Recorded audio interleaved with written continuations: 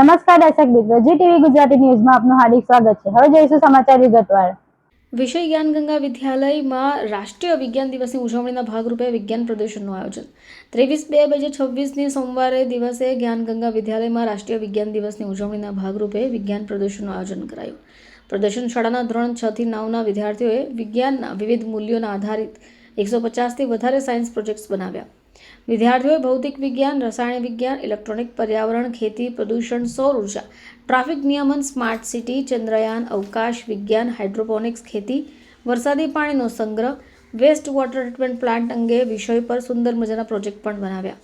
વિદ્યાર્થીઓના વાલીઓ હાજર રહીને ખૂબ રસપૂર્વક પ્રોજેક્ટ નિહાળ્યા। પ્રદર્શનમાં ભાગ લેનાર દરેક વિદ્યાર્થીઓને પ્રોત્સાહિત કરાયા। વિજ્ઞાન શિક્ષક શરદભાઈ થીંગડે દ્વારા તમામ વિદ્યાર્થીઓને માર્ગદર્શન પણ પૂરું પાડવામાં આવ્યું। ટ્રસ્ટી શ્રી નવનીતભાઈ ગોયાણી, આચાર્ય શ્રી કેતકીબેન નાયકે પણ પ્રદર્શનમાં ભાગ લેનાર દરેક વિદ્યાર્થીઓને પ્રેરક બળ પૂરું પાડ્યું હતું।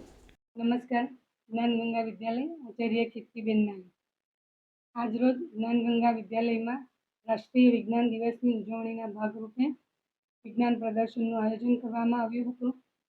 શાળાની અંદર ધોરણ 6 થી 9ના વિદ્યાર્થીઓ, ગુજરાતી માધ્યમ, અંગ્રેજી માધ્યમ તથા હિન્દી માધ્યમના વિદ્યાર્થીઓએ વિજ્ઞાનના વિવિધ મુદ્દાઓ આધારિત 150થી વધુ પ્રોજેક્ટો રજૂ કર્યા હતા।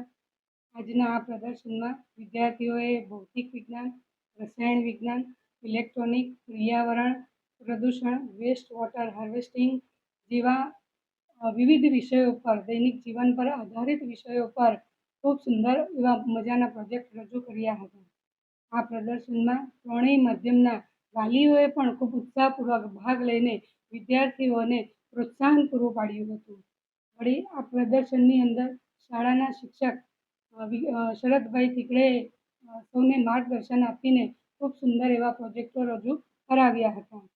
શાળાના મુખ્ય હેતુ વિજ્ઞાન પ્રદર્શન માટે તે ભાઈ બાળકો વૈજ્ઞાનિક વિચારધારા ખીલવે અને એમનામાં આત્મવિશ્વાસમાં વધારો થાય, એ જ મુખ્ય હેતુ શાળાનો રહ્યો હતો। શાળાના ટ્રસ્ટી શ્રી નવનીત સરે અને શિક્ષકોએ તમામ ભાગ લેનાર વિદ્યાર્થીઓને ખૂબ ખૂબ અભિનંદન આપ્યા હતા।